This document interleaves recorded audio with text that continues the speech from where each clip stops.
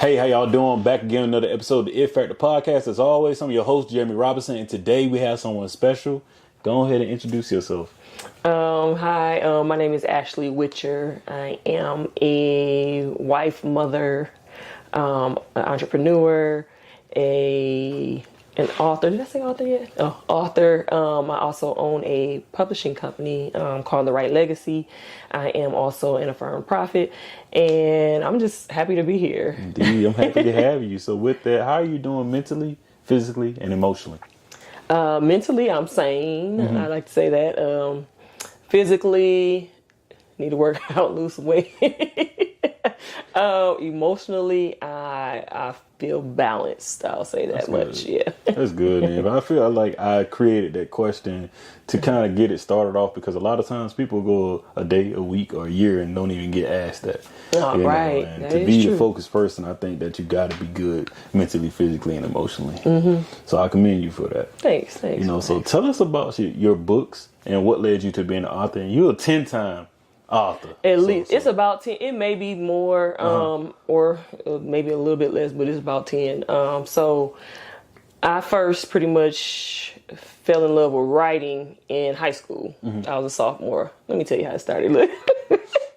It's not a long story, but it really started as kind of a competitive thing because I had a classmate and she would write screenplays. So she was writing screenplays, and I remember reading her screenplay, and I was like, I can do this, because I grew up, I was an avid reader. Okay. My mom would buy all these books. She worked all the time, so she never got to read them. She would buy a lot of Black authors' books, and I would read them, and they were probably, a little more mature than advanced. But I was a good reader, and so I kind of drew my inspiration from there and started writing. And so when I was about 15, I was a sophomore in high school. I was like, one day I'm going to become a published author. And so I published my first book at the age of 30. And now that book, when it came out, that was in 2015. And so when I first started writing that book, it really was me questioning, like, okay, so how do you know when you found the one, to get married? I was single, single mom, and I was getting that itch, like, Lord, I need to go with my husband, and so it started off that way, and I created some questionnaires, and I went to kind of a medium-sized church, about 500 members, and they allowed me to pretty much invite the women of the church to answer the questions, and so it started out as that, but by the time it got done, my first book, it was called A Work in Progress, and it was a biblical perspective on marriage, divorce, and singleness. And I wrote that without having ever been married. Gotcha. So that was the thing. People were like, how can you write about marriage? You ain't never been married. But I was like, y'all, read it first. See what angle I'm coming from. And although I had not been married, I said, but spiritually I had been married. I had 2 kids at that point, out of wedlock. And so spiritually I had been married. And by us separating, that was a divorce. And it's like, it literally was spiritually. And so that was my first book. And I did not know that writing that first book, I will also be now looked at as a speaker and an expert and all these things. And I was like, Lord, help me. And so I became a speaker. So I guess I didn't say that at the beginning, but I became a speaker. But since then, I've been writing books. They're all been Christian based. And my last one was really out of my element because I was addressing the Black church and the way that they do things concerning discipline in the church. So that was out of my norm. But I am one who am not afraid to go to places I've never been, which is how my first book came along too. So here I am, all these books in, and people they probably might be like, oh, I didn't know you wrote that many books. Well, some of them I don't advertise. Some of them are like study guides, or it may be an activity book or a prayer book, and I don't always advertise it. I just kind of publish it on my website. So check my website out and you'll see. All right. So with that, I would say, what went into you creating your publishing, and why is that important for us to even have our own type of publishing company? Well, I believe in us being able to tell our own stories. Because as we can see, if anybody's been paying attention the last few years and you look at the history books and how they're trying to change the history, Everything. trying to rewrite everything. Yeah. Even trying to tell our story, taking it twisted and say that we came over as workers and We offered up to do it. yeah, like exactly, like we came over, like we were coming over as immigrants, and we, no, we were brought over here as slaves, and that's what I'm gonna tell my kids and grandkids and my great, like it's Right, they're gonna keep coming out. we like, have hey, to tell this our is what own happened. truth, like we have to, because if not, if we leave it up to other people, then they are able to twist our stories in whatever way that will benefit them. And so for me, that was important. And it was also important for me to create a legacy also for my children. And so I knew that through my writing, I could do that, because I was like, I wasn't born into no richness, I ain't, and as far as I know, I'm not a millionaire yet. So I'm like, what can I leave my kids? I want to leave my kids something, because I believe, in the Bible where it says a good man or woman, right, leaves an inheritance for their children's children. Definitely. And so when I got to really looking at it, and I'm like, man, so what do I have of value that I can leave my children? And it kept pointing back to my writing, my words. And so I was like, okay, so I'm going to leave this legacy for them in writing. And so even with that, my second book was called Letters to My Son. It was From Mother with Love, Letters to My Sons. And so that was a collaborative effort. And in that book, it was me and 7 other authors. And 2 of those authors were related to me, my mom and my aunt. And so we all got to write a chapter on different subjects to our sons. And we each got to dedicate, the chapter to our sons, And so I gave that to my son. When he turned 16, finally gave him the book. Like, okay, this is for you to finally read my chapter. If you don't read the whole thing, just read my chapter and your granny's chapter, and then we can call it that. I love that. So how is it being a wife and mother now? And how do you balance it all? Let's see. It is trying and testing, but it's also beautiful. Just getting to grow into the woman I never would thought I would be, right? Being a wife, and being able to, it's like, okay, we merging a family together, right, coming together, growing, and we're building this thing. And it's like, it's funny because although, we're husband and wife, at times it's like sister and brother, that, how y'all fight, but y'all make up and you're good again. And so it's like, and just getting to know my husband, getting able to, really fulfill what I believe is one of my roles, one of my purposes here. And, just as from the woman's perspective, being able to say, well, I got to be a helpmeet to someone. I got to help this man, fulfill his God-given purpose and build. Like, I got to experience that, because not everybody gets to. Definitely. And then as far as being a mother, I mean, of course, it was one of the most scariest things. But it's also, it's challenging, but it's also very rewarding to not only be trusted to raise up, and I have 2 boys. I have 2 boys. And so being trusted to be able to really teach them and, nurture them, and even to see them come into their own, and even be able to spot, like, okay, what the parts of me that they've taken, like, okay, like, oh goodness, my oldest, I'm like, this boy just like me, goodness gracious. And I'm like, am I that bad? Like, it got to the point where I would ask God, like, goodness, like, am I that? But, at the end of the day, though, like I said, it's rewarding. And, even though I'm not their little friend right now, one day I'm gonna be their little friend. So I love that. I would say, can you share a moment or experience that affirmed that you were a prophet, and how was that moment for you, experience? And it's like, and I was trying to think, like, man, because it's kind of hard. Even when you write the question, you like, yeah, and I can't say that it was a moment other than, so the very first is when I very first heard God speak to me, because I had a lot of people, and it was something about Facebook. I don't know. I got to meeting people and connecting with people, all over. And they would say, oh, I see the prophetic mantle on you. And I was like, I don't even know what that is. At that point, I didn't know. I was like, I grew up in a Baptist church. They didn't do all that, And so I was just like, I don't even know what that is. And and it was multiple people to the point where I'm like, let me look into this thing. Right. Like, what is this?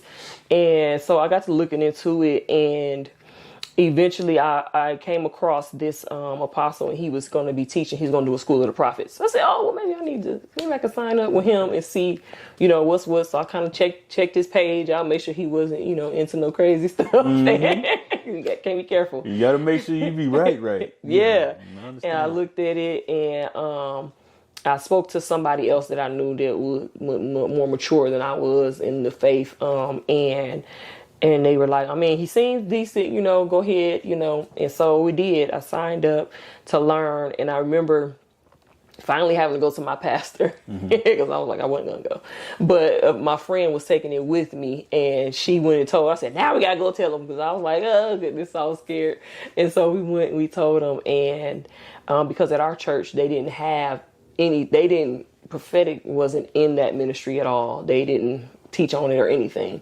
And so finally went to go tell him, and he was like, I trust that y'all know God, and if it's not right, to get out, right? He was like, yeah. So and I told him, I said, people have been saying this to me, but I haven't heard God say it to me. So since I haven't heard him say it, I just want to learn about it, as much as I can. And so that's what I did. And it wasn't until probably a couple months later that I heard God say, you are my prophet. But other than that, like, that's the only thing I can think of other than when it was time for me to be affirmed. And that was down here in Georgia in 2021. And for that, at that point, my leader at the time, the wife, she messaged me one day and was like, she said, I don't know what you've been doing, but and I was like scared, like, what you mean what I've been, and she was like, I had a dream about you. And she was like, let me know when we could talk. And when we got on the phone finally, she was just like, the Lord visited me in a dream about you. And he told me pretty much that it was time to ship you out. He showed me a ship and with your name and your face and all of that. And so she was like, so what I'm going to do is we're going to start training in one-on-one. And so we went through training for about a year, and then the year after, then they did the public affirmation. So wow, yeah, it was a lot, but it's been a long road. Because when I first heard about it, then I first heard God. That was 2012. Gotcha. So this was 2021. It was a whole journey. It was. It still is. Yes, definitely. It's never ending. Definitely. And that leads into my next question. So, like, I wouldn't say a routine of life because I don't like the routine of life. Right. But, like, how do you balance it all, like, when it comes to faith? And what advice would you give to others that want to be better in their faith and also in believing in God? So, for me, it is being intentional about your relationship with God, whether that's reading your word, going to church, or even with what I'm about to say, a lot of people don't even think about just sitting in silence before God, going to the Lord like, I just want to sit here in your presence and not say anything, but I want to give you a chance to speak to me, or I just want to be in your presence, like, and that's it. Definitely. Because a lot of times we always go to God when we need something or we want something, and we might say, okay, well, I prayed, but prayers goes both ways. It's two-way communication. And at first, yes, it's hard to like, well, I don't hear him, I can't hear God, or how come I can't hear? Well, how long did you sit and listen? And just to know also that when he speaks, at first it's going to sound like you. Like, it's going to come in your thought. It's going to be a thought, it may even, but I'm like, also don't even limit it to that, because he can speak to you. He might speak to you through your spouse, through a child. You might be watching TV, because I've been watching TV and I'll be like, I swear they acting, but they talking to me. God is talking to me through this, what I'm watching.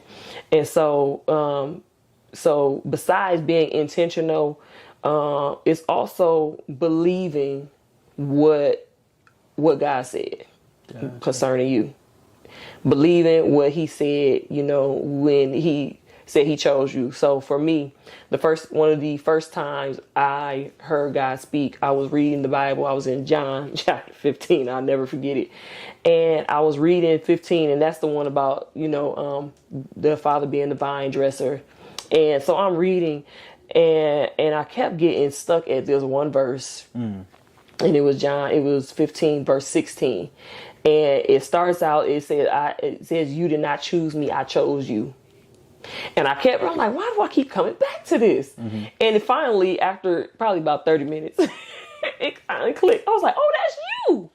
Like, and so it's just like really, like I said, just believing what he says. So he said, you didn't choose me, I chose you. Okay, believe that. Believe that when he says that, for God so loved the world that he gave his only begotten son, and see yourself as part of that world that he gave his begotten son for. And so it's just like, believing it and showing your belief by your actions too. So not just believing it, what you read, say, yeah, I believe it, but show your belief by your actions. That's what real faith is. So yeah, that's pretty much. Yeah. I love that. And that is true. I'll definitely be intentional in it. It has helped me out even when I'm in helping people. But the crazy thing is, I noticed it when being a husband or podcasting. I'm like, wait a minute, that ain't me. Right. That's God. Wait a minute. And it's always to stop a pause. Or I may come back and be like, oh, that was God. And I feel like people, I had friends around, family. I feel like they be like, man, dang, man, like you. I'm like, yeah, bro. Literally, let me go write about this. Let me go. I'm glad this has happened today. So definitely, and it happens multiple times out the week, multiple times out the day. So thankful that I'm tapped in with God at all times, and just thankful we can have this show. Definitely, and be open about it. Yeah, so yes, definitely. I would say, so with that, what is something you're thankful for? I am thankful. I got a lot going through my mind, but I am thankful for the journey that I've been on, and those that I have come in contact with that have helped me along the way. Right. Not just in my faith, but even, as a mother, as a woman, even my husband. Thankful for my husband, and how he's helped me grow too. Gotcha. And so, just the journey overall has been a blessing, even in the times when I didn't understand why some things were going on. Gotcha. So yeah. I love that. And I would say, tell us about your event that you have coming up. Oh yes. Okay, so this I'm excited about this because although I am a prophet, I have also been called to preach. Okay. And so some people think prophets don't preach, but well, I'm one of them. And so this September, I have a women's preaching clinic that I'm hosting. It's going to be online, but it's called Preach Like a Lady. And I have 3 just like powerful, dynamic speakers. They're coming to assist me. They're going to come. They're going to teach how they prepare for a sermon, how they, study, all of those things. They're going to even talk about even like etiquette and things like that. They're going to go through all of that. And they're also going to demonstrate how they pretty much preach. Whatever they teach, they're going to demonstrate it. I love that. And then this is going to be the whole week. So this is September 9th through the 13th. So those first 3 days is going to be the 3 different speakers. And then the last 2 days, we are going to we're going to draw some names of those in the audience, and they're going to have a chance that Thursday and Friday to do a mini sermonette based off of what they learned, and they're going to be able to receive critique from the 3 speakers. And so I'm excited about that.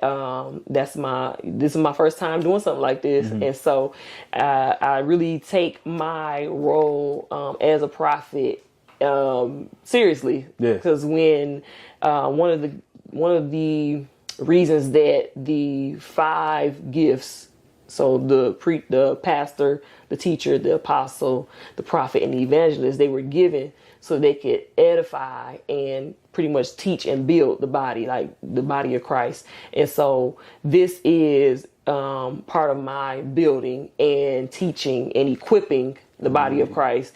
And so I'm excited about it. And so it's September the 9th through the 13th, 7:30 p.m. And it is virtual.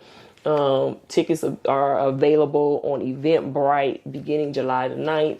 And so I'm excited about that. Cool. Okay, cool. So with that, I say, what is your it factor? Why do you do what you do?